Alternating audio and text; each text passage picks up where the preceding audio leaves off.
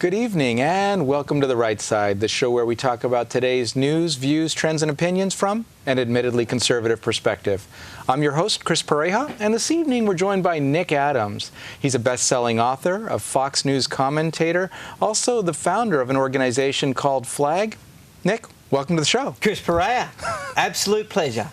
Thanks for coming. So talk to us. You're involved in the fight for American exceptionalism and against political correctness. And you probably often get the comment that it sounds like you might be from somewhere else based on your accent. Give us a little bit of your background. How long have you been here and what brought you? Well, Chris, I've had a really interesting journey to the United States of America. I've only been an immigrant here for the last 5 months. But I've been coming to America as a very long-distance commuter for the last 6 or 7 years. I was born in Sydney, Australia, but from a very young age felt a magnetism for the United States of America. It was something about the energy, something about the optimism, something about the culture that captivated me. And it's not just me. There's a long history of people that don't come and aren't born in the United States of America that feel the same way. Stuart Varney, Arnold Schwarzenegger, Elon Musk. There are many people that are just captivated by the freedom that America provides, the chance to fail, if you like. And it was all of those things that really excited me about the United States, and I'm thrilled that I can be here. You see, it's interesting because we even hear internally, I know you're fighting for American exceptionalism, but a lot of times the anti-Americanists are within our borders and they tell us the rest of the world hates us, that they need to make it fair for everyone to succeed. And you're talking about crazy stuff like the ability to fail is attractive, and that people around the world actually like us and would want to come here. What actually opened the door for you to come? Was it business-oriented, personal? Why did you start coming, and why did you start coming so often? Well, I started coming, Chris, doing speaking tours here in the United States, and it was one of those strange things that I always wanted to do, and that was come to the United States and go and speak to a whole bunch of audiences. And in a story possible only in the United States, I wrote to a whole bunch of people, not knowing anyone here, and saying, look, my name's Nick, I'm 24 years old, I love America, I'd like to come and share with you my story. And people actually wrote back and said, yeah, we'd love to have you come and speak to us, Nick. And by the way, would you like to see a baseball game, or what's your favourite kind of food? We've got great restaurants in the area. And so I was a real beneficiary of that American culture that is so open and so accommodating.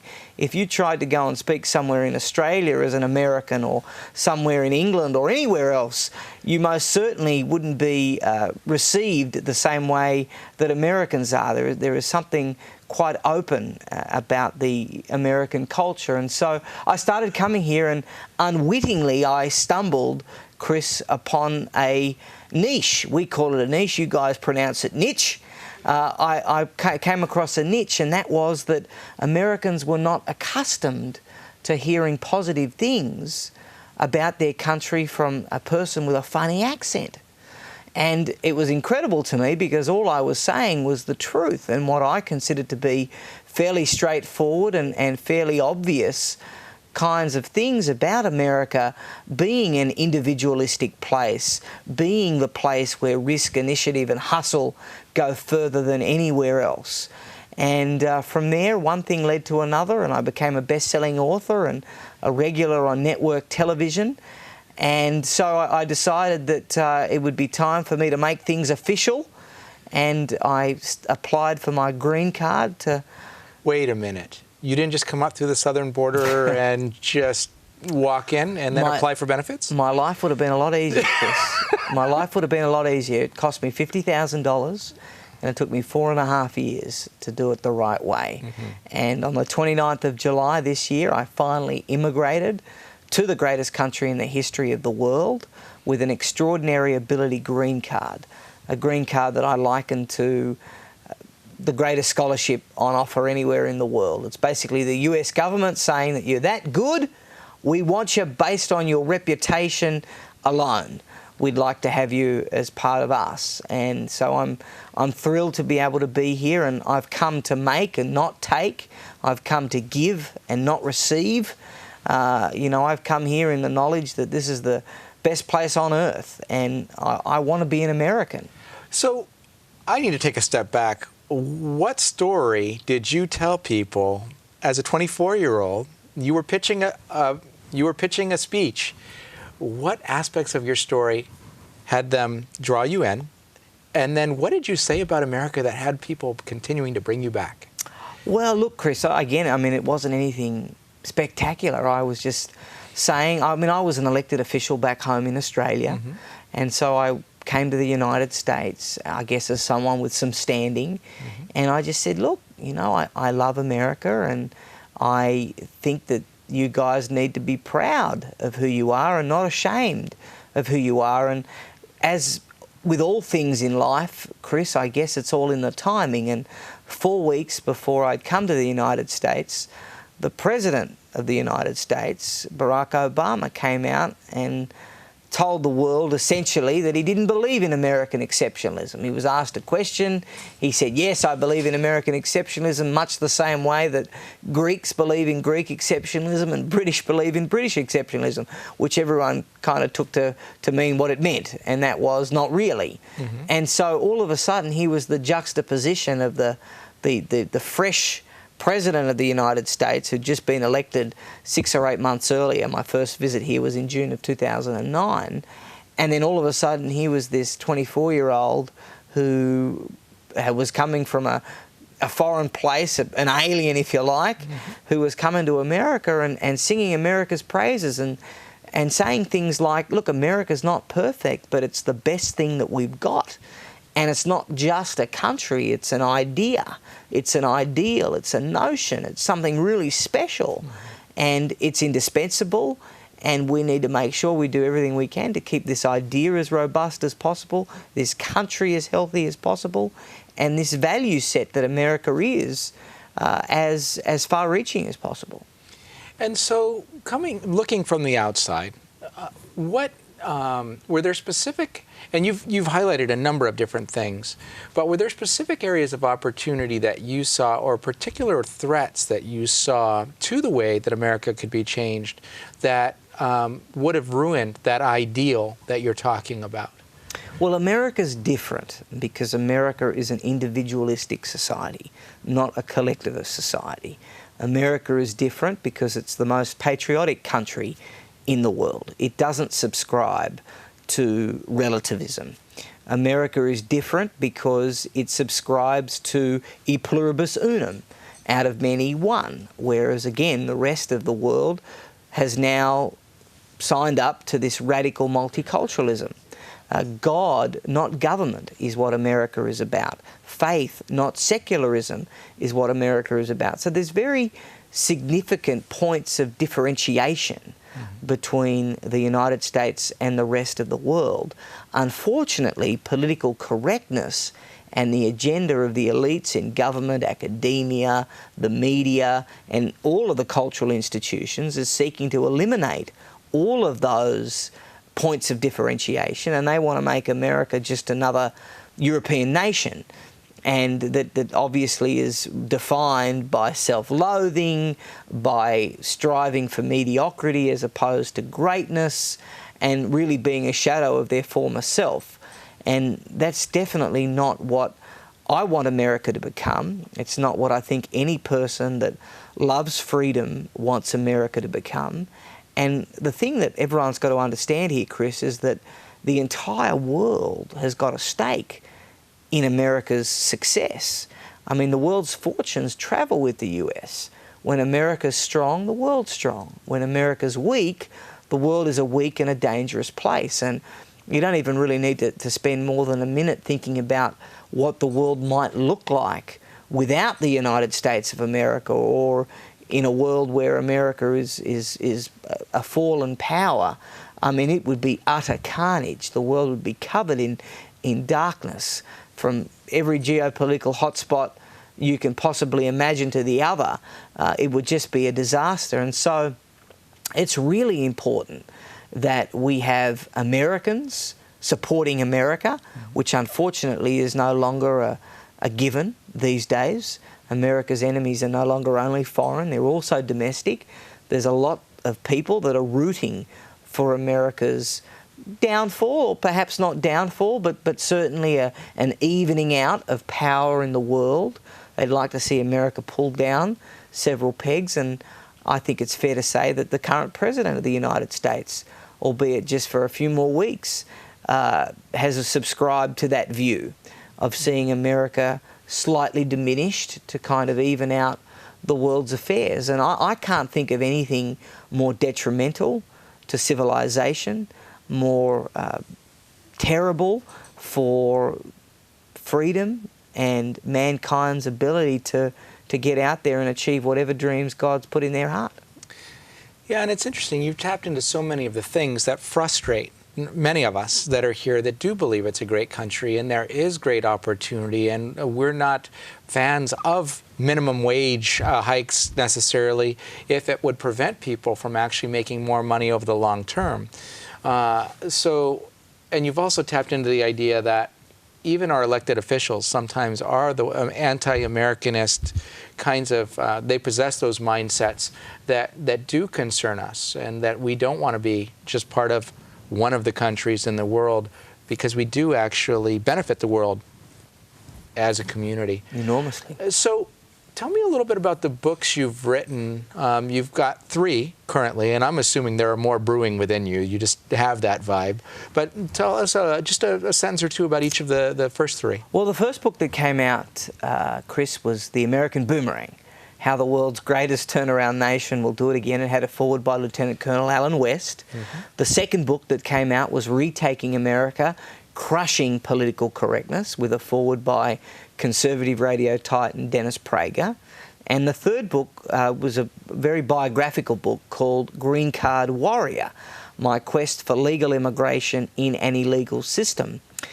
The American Boomerang essentially set out a map for an American Renaissance and looked at the 10 things that I believe America needs to do in order to catapult itself back to a point where it is fulfilling its potential. Give us the top 3. Well, look, or the 3 that are jumping out at you at the moment. Look, it's ending the waste, it's paying the debt, it's limiting the government, axing political correctness, protecting the borders, preserving Judeo-Christian traditions, ending the culture of entitlement, cutting taxes, exercising fidelity to the Constitution, and keeping the peace through unquestioned military advantage. They're the things that America's got to do. That's the agenda, I think, that America's got to get behind. And then in Retaking America, Crushing Political Correctness, Chris, I looked at how the politically correct ideology is the antithesis of the American idea. You cannot find anything more counter to the hope and promise that America's founders had for the United States than this idea of political correctness, because one of the things that people commonly make an error about is that they think that political correctness is just about an imposition on speech. It's definitely an imposition on speech, but it's infinitely more than that. It's a way of life. It's a cultural mindset. And it's, again, a mindset and an attitude that really has no place in the American psyche. And then Green Card Warrior was really a story about this incredible journey that I had to getting my green card. Many people don't realise just how hard it is to immigrate legally to the United States, and the juxtaposition of the legal immigration journey as opposed to the illegal immigration journey usually has people pulling out baseball bats, because it's just so frustrating that it's so hard to do it the right way, so easy to do it the wrong way. And to your point, expensive. Very expensive. Look, it's long and it's expensive at the best of times. Chris, in my case, things were exacerbated because I endured some persecution at the hands of an official in the State Department. That's really what the book is all about. And it's sad that someone that wants to come and be a part of American society and really wants to do something for America is put through the ringer And those that come here that are either ambivalent or worse, overtly or outwardly hostile to the United States, well, you know, they get a red carpet welcome. So it's definitely a major problem with the immigration system. Very interesting perspectives. And so, yeah, we could go for much longer than we have on the show tonight. So you started an organization called FLAG. Tell us a little bit about FLAG. FLAG is the Foundation for Liberty and American Greatness. And FLAG, Chris, is committed to stopping the defamation of the American people, nation and culture. FLAG is a battle tank. It's not a think tank, it's a battle tank. We go in there and we really try and change the culture and change the media narrative by using the tactics of the left back against them. So FLAG is an educational non-profit. We go into as many elementary, middle and high schools as we possibly can, talking to kids about what makes America special, what makes America different, why is the Constitution the best political document ever written, what would the world look like if there was no America, what would the world be like today had it not been for American leadership in the 20th century, what all has America given the world, why has America been an unparalleled force for good. So we seek to counter the army of anti-American activists that are deliberately and recklessly painting America as a bigoted and hateful place, intentionally seeking to raise a generation of Americans that don't like their own country. Mm-hmm. We're also a media response arm, so the days of the left playing unopposed are over. FLAG essentially makes sure that we field guests all the way from MSNBC all the way through Fox, so that whenever America's reputation is on the line, we have someone representing the United States. So why I came up with it, Chris, is that the gallant men and women of the United States military have got our backs everywhere. Mm-hmm. In the air, in space even, on land, at sea, everywhere. The one place they don't is the culture. And I think it's incumbent upon us, for their sake, for us to stand up and fight for America in the culture. And I think the time has come, and this is what FLAG is all about, making the case for America unapologetically, boldly, swiftly and robustly, because we want people to know what being an American means and what Americanism is. And I think the biggest problem facing America today is that for several generations now, we have not taught, we have not passed on what it means to be an American, what Americanism is. And that's what FLAG is all about. And so you're going right into the hives where some of those battles tend to have the reputation of being the strongest. You're talking about going into education and media to fight that fight, to speak that message. Because that's where we're losing. Right. Culture trumps politics. And we need to make sure that we arrest the culture. Because at the moment, unfortunately, Chris, for the last several decades, the left have really managed to infiltrate all of the mainstream cultural institutions, all of those shapers and influencers of culture. They've really put their stamp on it. And so now we're really on the back foot. And we need to make sure that our kids, the future leaders of America, the leaders of tomorrow, we need to make sure that they're on fire for America. Mm-hmm. We don't want our kids to be just ambivalent about the United States. We want them to love America. We want them to have the confidence to manufacture the American value system and keep exporting it. And unfortunately, that's been so incredibly under attack. And that's why FLAG has decided that it's now time for us to assume the mantle of being the bully, of being the enforcer, because we need to punch back, and we need to punch back hard. And I've always subscribed to a very simple philosophy, Chris, that if you can't make them see the light, make them feel the heat.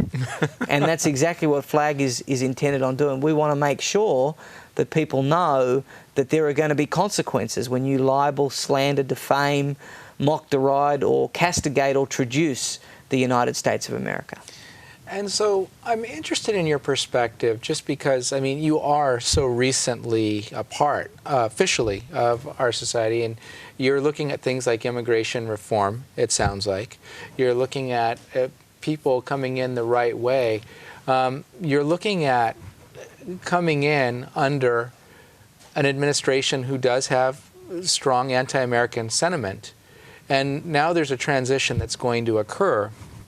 But you have a more worldly perspective than a lot of the people that are here in the country. I mean, one of the things is a lot of the people within the United States believe that the rest of the world hates them.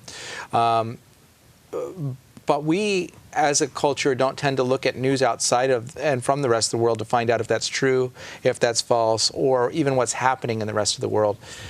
Coming in at the time that you have, do you see a major shift coming in that anti-Americanism with President-elect Trump coming on board versus if Hillary Clinton had been elected?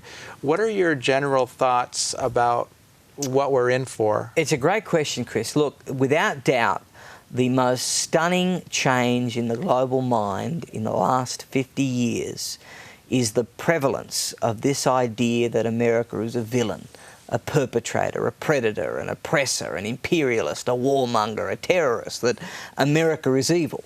And all collectivist societies in the world now see America as a common enemy, and all have joined forces against her. And I don't know if that is going to change. I do know that certainly at home, I think things are going to change, because I think that the new administration is going to go out of their way to make sure that patriotism is something that is robust in America. I think they're going to make everyone feel proud to be American again. I think there's going to be a real ego boost for Americans here at home. I forecast that anti-Americanism will probably go up again in other parts of the world. You see, America is a country, Chris, that can never be loved, because this is people that aren't American, can never be loved because it's the top dog. And countries like America, they shouldn't be trying to be loved. They should be trying to be respected, perhaps even feared. That's really the best outcome for the United States. And so, look, I think there's going to be lots of changes happening. One of the good things is, though, I think that this whole black armband approach to the United States that has been really pushed by the Obama administration in concert with other elites in academia and the media, I think that all of that is going to dissipate, and we're going to see an American revival of patriotism and pride, and there is nothing greater than being an American. Well, we're glad to have you on this side of the water and working toward that. But if people want to track you more and they want to understand more about your thought process, the books you've written, the things that are crossing your mind, is there a website that they can reach out to? There is. There's a website that everyone should make their home page. Okay. No. Flagusa.org. Okay. Flagusa.org is one of the best looking websites on the internet. It's one that all of your viewers need to definitely go and check out. It's really fascinating. There's lots of information on there. They can find all kinds of different things. Flagusa.org is the website. And if they just want to Google you as a human, Nick, N-I-C-K, and Adams. Like the presidents and the beer. There you have it. There you go. Well, thanks for joining us, Nick. If you hold on for just a moment, we'll be back after a word from our underwriters, the Conservative Forum.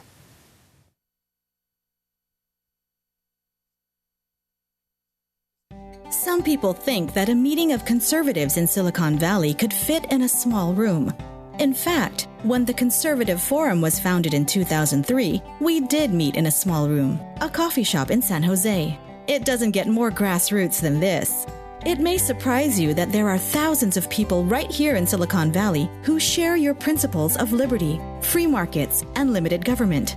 Since our humble beginnings in that coffee shop, we've outgrown 3 meeting halls. From San Jose to Gilroy to Mill Valley, we bring hundreds of people together each month from all over the Bay Area to promote the principles of American liberty.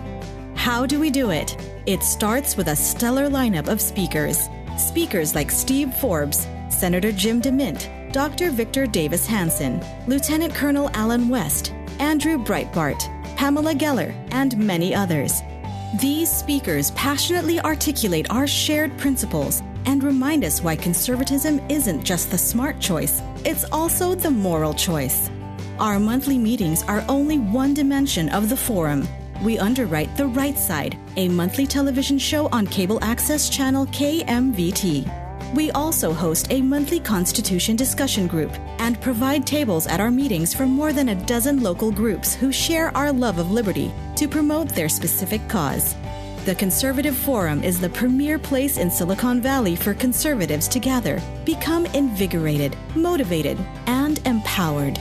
We welcome guests to our monthly meetings and offer special discounted pricing to first-time visitors.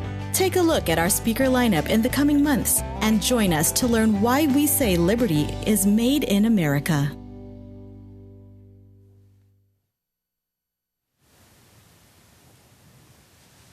And that was a word from our underwriters, the Conservative Forum. We appreciate them tremendously for making this show possible. This is actually the last show of the 5th season, and we just heard this evening that we are renewed for the next year, so there will be a 6th season. But as grateful as we are for that, what the Conservative Forum is best known for is their speaker series, and that was the reason we were blessed with having Nick in the studio with us this evening. He will be speaking in just a few minutes at the IFES Portuguese Hall at 432 Stearland Road here in Mountain View, California, and that typically occurs at around 7 o'clock on the second Tuesday of each month. And so Nick will be speaking this evening. In January, Dr. Beth Haynes, she's the executive director of the Benjamin Rush Institute, will be talking about healthcare. In February, Jason Riley, a scenic fellow at the Manhattan Institute and a columnist for the Wall Street Journal, will be in attendance. And in March, Lawrence McQuillan, an expert on California's public pension crisis, will be speaking. If you need more information on the events coming at the forum, you can find that at theconservativeforum.com. In closing this evening, as I was sharing with Nick off the air, it's refreshing to hear a positive worldly perspective from outside the United States, from someone who actually fought to get their way into the United States, just to remind us how good the country really is and can be, and as imperfect as we are as a nation, that there is hope, we can still be a beacon of light, and that our success is not something to be apologized for, but actually will help the success of the world. Our strength strengthens others. In some cases, they may resent us for our strength, even while benefiting from it. If you'd like more information, look Nick up on the web, at his website, or just Google Nick Adams on Google or your favorite search engine and learn more. He's got a lot to say, and I don't know about you, but I feel better about the country. So we thank you for joining us this evening. We thank Nick for being in the studio, and we look forward to seeing you on the show or in person sometime soon. But if you just can't wait, reach out to us at therightsidetv@gmail.com, and we'll get back to you as quickly as possible with responses to your questions, flaming darts, or comments. Thanks again. I've been your host, Chris Pareja. This has been The Right Side. Have a great night.